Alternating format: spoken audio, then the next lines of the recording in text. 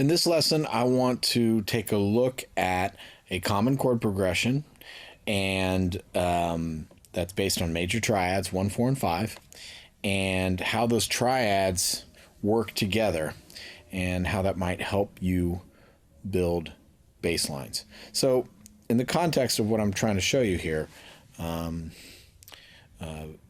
you've heard bass lines that use this pattern before.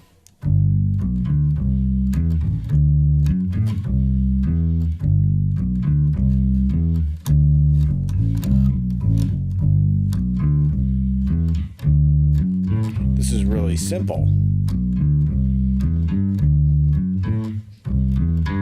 So, but it can get a little bit more complex if you want to. Now, just so you know what I'm doing here, I'm playing 1, 4, 5 in the key of G. So I'm using the triads: 1, 3, 5 of G, 1, 3, 5 of C, and 1, 3, 5 of D in this pattern.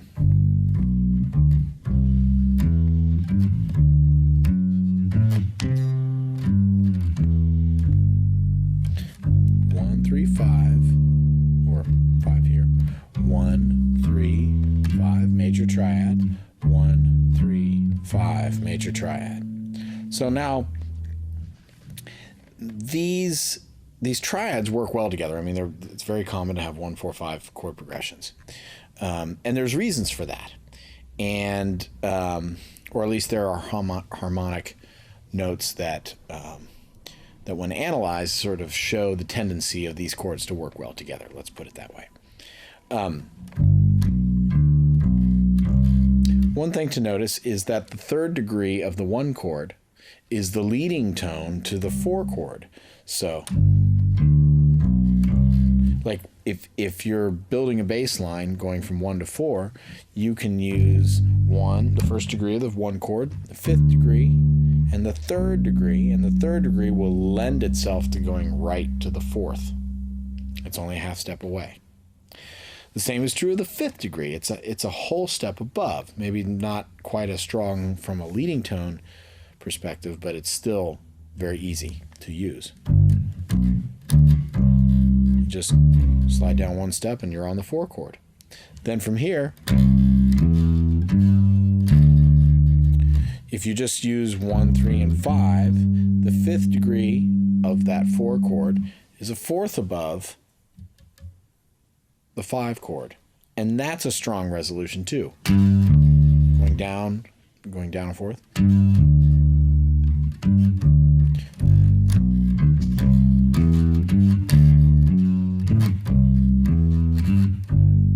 So now, let me complicate this just a little bit.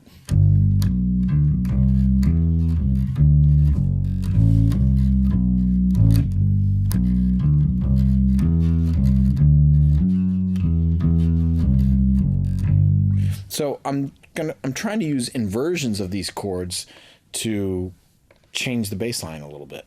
So 1, 3, 5, 1, 3, 5, 1, 3, 5, and then 1, but the high octave. When I go up to the high octave of the 4th chord, it also is the 7th of the 5th chord. And the 5th chord always is a Dom 7 in a major scale. So I'm playing the dominant 7th of that chord, which is also the tonic of the 4 chord. They're so tightly related that screwing around with these notes, you can get a sense of the harmony and keep your bass line a little bit more varied. Hopefully this makes sense.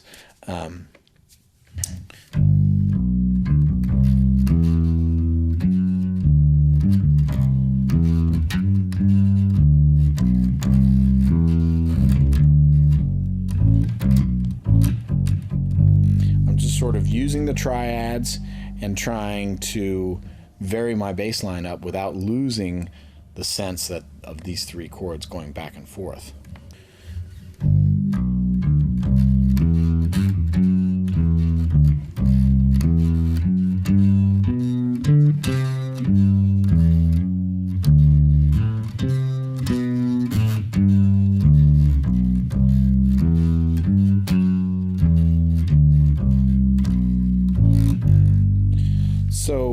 I'm still outlining the chord changes, but I'm not using just the same notes over and over again.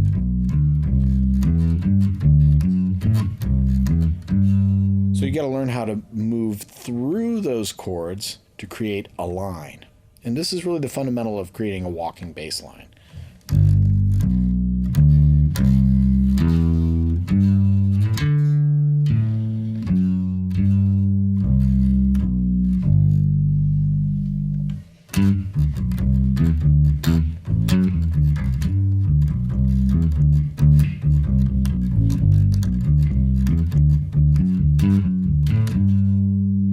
Even where you don't necessarily hit the tonic of the chord, you can still move around a little bit and make it sound like that chord happened.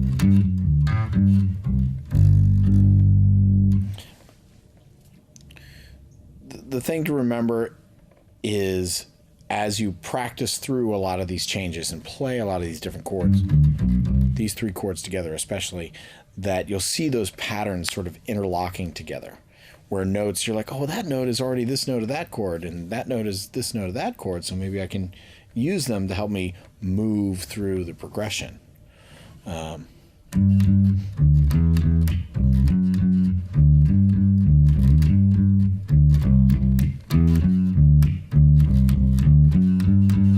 So like, for example, if I go 1 to 4 and 5, and then I go back to the tonic, it's also the 5th of the 4 chord. I can sort of, I can play that note and be all right, be in the chord, and still not following the same simple notes again.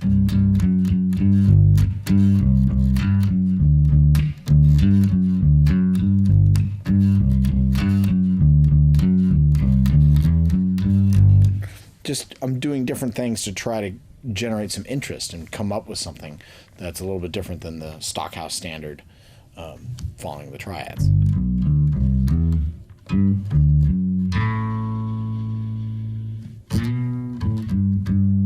So hopefully that gets you thinking a little bit about how chord structures fit together, because when you get into walking jazz bass lines, the chord structures are a lot more complicated.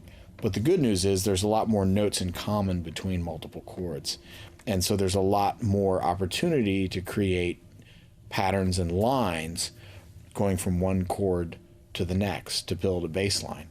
But to start off with, just look at the 1-4-5 progression and look at the triads, just the triads that make up those 3 chords, and how the notes interconnect together on the neck, and how you might be able to use that to create bass lines that follow the chord changes but don't necessarily always follow the simple notes, the simple roots of everything.